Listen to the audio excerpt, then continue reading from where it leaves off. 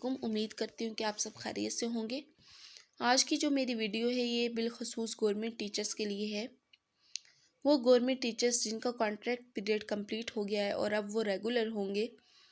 तो रेगुलर होने के लिए जो फ़ाइल ऑफिस में सबमिट करवानी है उसमें कौन कौन से डॉक्यूमेंट्स रिक्वायर हैं और उन डॉक्यूमेंट्स को तरतीब कैसे देना है और कितनी फ़ाइल्स बनानी है।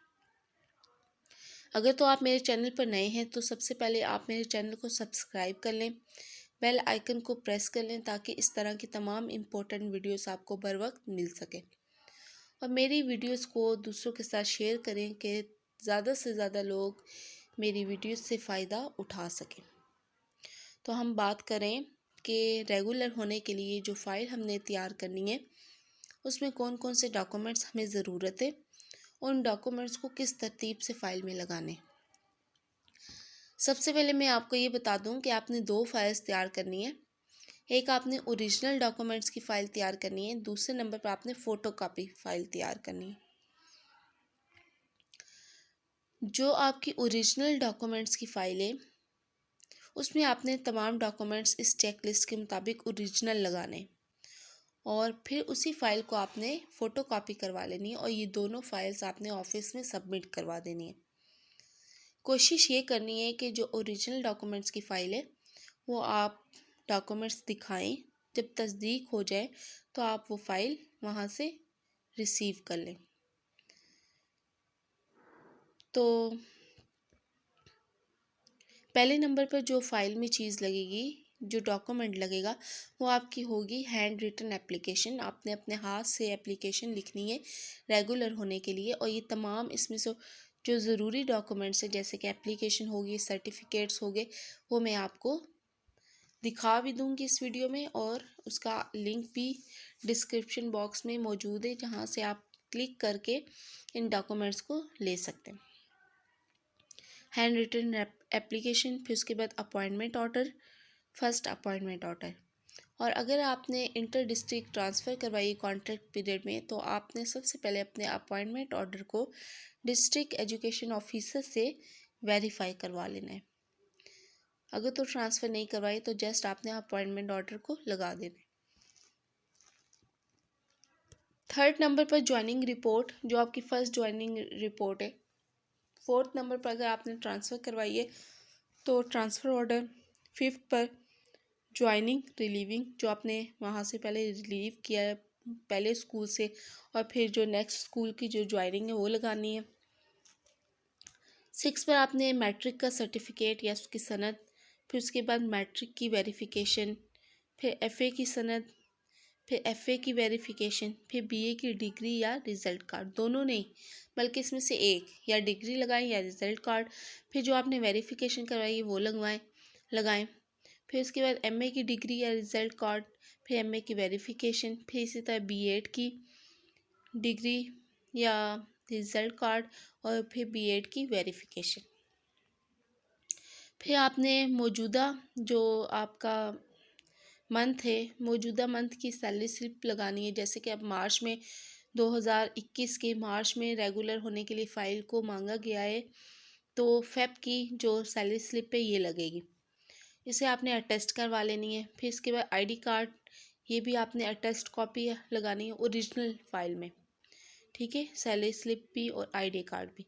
फिर आपने पीईआर परफॉर्मेंस इवैल्यूएशन रिपोर्ट 2018 की, 19 की, 20 की, यानी कि कॉन्ट्रैक्ट पीरियड में जितने भी 3 ईयर्स हैं तीनों ईयर्स की आपने परफॉर्मेंस इवैल्यूएशन रिपोर्ट लगानी है। अब जैसे कि मार्च में फ़ाइल सबमिट हो रही हैं तो 2021 के 3 मंथ्स बनते हैं जो कि वो भी इनकम्प्लीट है, यानी कि कुछ डेज इसमें कम है। तो लेस देन 3 मंथ्स का सर्टिफिकेट बनवा लेना अपने स्कूल से और वो लगाना है। बाकी सालों की पीईआर और 18 की, 19 की, 20 की पीईआर लगेगी, जबकि 21 के लिए लेस देन 3 मंथ सर्टिफिकेट लगेगा। फिर उसके बाद कंपैरेटिव रिज़ल्ट स्टेटमेंट, यानी कि जो आपने इन तमाम सालों में अगर आपके पास पैक का कोई सब्जेक्ट था, बोर्ड का सब्जेक्ट था, तो आपने उसका रिज़ल्ट जो है कंपैरेटिव, यानी कि आपने साल को मेंशन करके हर साल को मेंशन करके उसके आगे पैक के रिज़ल्ट को लिख देना है। मैं आपको फॉर्मेट भी दिखा दूंगी इसमें और फॉर्मेट दे भी दूंगी। 20 पर आपने अपना मेडिकल सर्टिफिकेट, 21 पर जो मेडिकल सर्टिफिकेट आपने जॉब स्टार्ट होने पर मेडिकल सर्टिफिकेट बनवाया था वही मेडिकल सर्टिफिकेट यहाँ पर लगेगा। 21 पर डोमिसाइल, फिर 22 पर नो डिमांड सर्टिफिकेट, 24 पर नो, 23 पर no inquiry certificate, 24 no audit para certificate, 25 no punishment certificate. ये तमाम सर्टिफिकेट्स, ये चारों सर्टिफिकेट आपको एक ही पेज पे मिल जाएंगे जो कि मैं आपको प्रोवाइड कर दूंगी। 26 पर जो आपकी इंडक्शन ट्रेनिंग हुई थी उसका सर्टिफिकेट, 27 पर सर्विस सर्टिफिकेट, इसका फॉर्मेट भी मैं आपको दे दूंगी। 28 पर परफॉर्मेंस सर्टिफिकेट, इसका फॉर्मेट भी मैं दे दूंगी। और आपने यहाँ पर सर्विस सर्टिफिकेट, परफॉर्मेंस सर्टिफिकेट और ये जो no demand, no inquiry, no audit para, no punishment certificate पर अपने हेड से सिग्नेचर करवा लेने अगर तो आप हाई स्कूल में, और अगर आप प्राइमरी स्कूल में फिर आपने डिप्टी डीईओ से करवा लेने। 29 पर ओरिजिनल सर्विस बुक आपकी लगेगी, ठीक है। अगर आप गजेटेड नहीं है यानी कि 15 स्केल तक हैं तो आपकी ओरिजिनल सर्विस बुक लग जाएगी। और अगर आपने कोई एक्स्ट्रा सर्टिफिकेट लगाया तो वो 30 पर क्लिक कर देंगे कि कोई एक्स्ट्रा सर्टिफिकेट लगाया और साथ में उसके बारे में लिख देंगे। ये डॉक्यूमेंट्स आपने फ़ाइल पर लगाने के बाद इस चेक लिस्ट को आपने फ़ाइल के ऊपर जो है पिन के साथ अटैच कर देना है। और अगर आपने तमाम डॉक्यूमेंट्स इसी तरीके से लगाए तो हर डॉक्यूमेंट्स के आगे येस या नो को अगर लगाया है तो येस, अगर नहीं लगाया तो नो। तो लगाने तो है तो आपने क्या करना है, येस लगाते जाना, येस लिखते जाना है कि लगाया है। ये डॉक्यूमेंट हमने लगा दिया और फिर इन फाइल्स को आपने जो है डिस्ट्रिक्ट एजुकेशन ऑफिस में सबमिट करवा देनी है। तो मैं आपको हैंड रिटन एप्लीकेशन दिखा दूं कि आपने किस तरह से लिखनी है। हैंड रिटन एप्लीकेशन का फॉर्मेट ये है। अब आपने जस्ट इसमें क्या करना है, और ये फॉर्मेट आपको डिस्क्रिप्शन बॉक्स में जो है ये डॉक्यूमेंट्स मिल भी जाएंगे। आपने जस्ट क्लिक करना है और इन डॉक्यूमेंट्स को वहाँ से उठा लेना है और इसी में आपने अपने नाम को एंटर कर लेना है। ईयर्स को आप इसमें से क्या करें कि चेंज कर लें अपने मुताबिक। उसके बाद जैसे कि अगर आपके पास ज्वाइनिंग या रिलीविंग नहीं बनी हुई तो आप वो भी यहाँ से ले सकते हैं और ज्वाइनिंग और रिलीविंग को बनवा सकते हैं।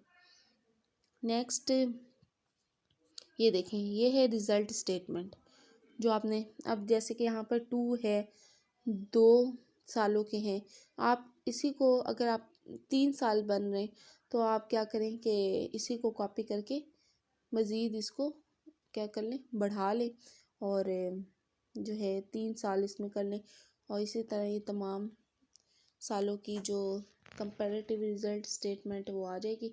और फिर अगर आप हाई स्कूल में तो हेड मिस्ट्रेस से आप क्या करें कि यहाँ पर आप सिग्नेचर करवा लें जहाँ पर हेड मिस्ट्रेस लिखा हुआ है।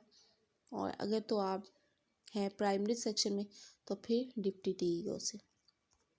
नेक्स्ट है PER परफॉर्मेंस इवैल्यूएशन रिपोर्ट। अगर आपने ये परफॉर्मेंस इवैल्यूएशन रिपोर्ट्स हर साल तैयार नहीं की तो इसका यहाँ से प्रिंट लें और इसे जो है 3 सालों की ये तैयार कर लें। फिर उसके बाद ये परफॉर्मेंस सर्टिफिकेट है, ठीक है। जस्ट आपने इसमें अपने स्कूल का नाम, ऑफिस ऑफ द, यहाँ पर आपने स्कूल का नाम, फिर आपका डायरी नंबर लगेगा, डेट लगी जिस दिन आपने ये बनवाया है। उसके बाद आपने अपने नाम को पुट करना है, यहाँ पर फादर का नाम पुट करना है, अपनी पोस्ट लिखनी है, फिर उसके बाद अपनी जो ज्वाइनिंग डेट है वो लिखनी है और अपना प्रेजेंट स्कूल लिखना है। तो ये आपका परफॉर्मेंस सर्टिफिकेट तैयार हो जाएगा। और अपने हेड मिस्टर से आप क्या करें, हेड मिस्ट्रेस या हेड मास्टर या डिप्टी डीईओ से आप सिग्नेचर करवा लें। नेक्स्ट है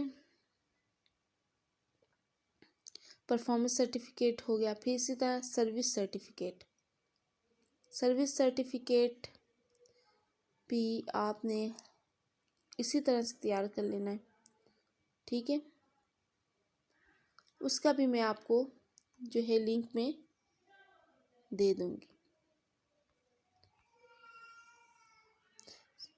सर्विस सर्टिफिकेट का भी मैं आपको दे दूँगी, ठीक है। लिंक में आपको ये डॉक्यूमेंट भी मिल जाएगा। और ये है, देखें, no inquiry certificate, no demand, no audit para और नो पनिशमेंट सर्टिफिकेट। ये एक ही पेज पर आपने क्या करना है कि आपने इसी एक पेज को फिल करना है और इस जगह पर आपने अपने हेड मास्टर, हेड मिस्ट्रेस या डिप्टी डीईओ से सिग्नेचर स्टैम्प करवा लेना है, ठीक है। इसी तरह यहाँ पर डायरी नंबर होगा, यहाँ पर डेट आपने मेंशन करनी है। और जस्ट आपने सबसे पहले आपने अपना यहाँ पर नाम लिखना है, फादर नेम लिखना है, फिर अपनी पोस्ट लिखनी है और फिर अपने स्कूल का नाम यहाँ पर लिख देना है। तो इसी तरह आपने बाकी भी फिल कर लेना है। तो ये आपकी हो जाएगी, रेगुलर होने के लिए आपकी फ़ाइल तैयार हो जाएगी। और इसके बाद आपने एक फ़ाइल तैयार करने के बाद उसकी फ़ोटो कापी करवा लेनी है। फ़ोटो कापी करवाने के बाद आपकी फ़ोटो कापी फ़ाइल भी तैयार हो जाएगी।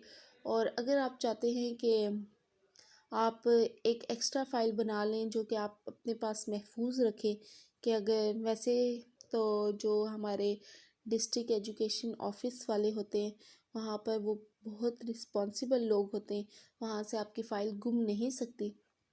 तो आप एक एक्स्ट्रा फ़ाइल बना सकते हैं कि अगर आपकी फ़ाइल आगे पीछे हो भी जाए तो आपके पास फ़ाइल मौजूद हो, लेकिन ऐसा होता नहीं है। तो आपने 2 फाइल तैयार करनी है और दोनों फाइल्स को आपने डिस्ट्रिक्ट एजुकेशन ऑफिस में सबमिट करवा देनी है। और मेरी आप सबके साथ दुआएं हैं कि आप जल्द से जल्द रेगुलर हो जाएं और अल्लाह पाक आपको मज़ीद कामयाबियाँ और मज़ीद तरक्की दे। मिलते हैं नेक्स्ट वीडियो में एक नए टॉपिक के साथ। तब तक के लिए अल्लाह हाफ़िज़, फ़ी अमानिल्लाह।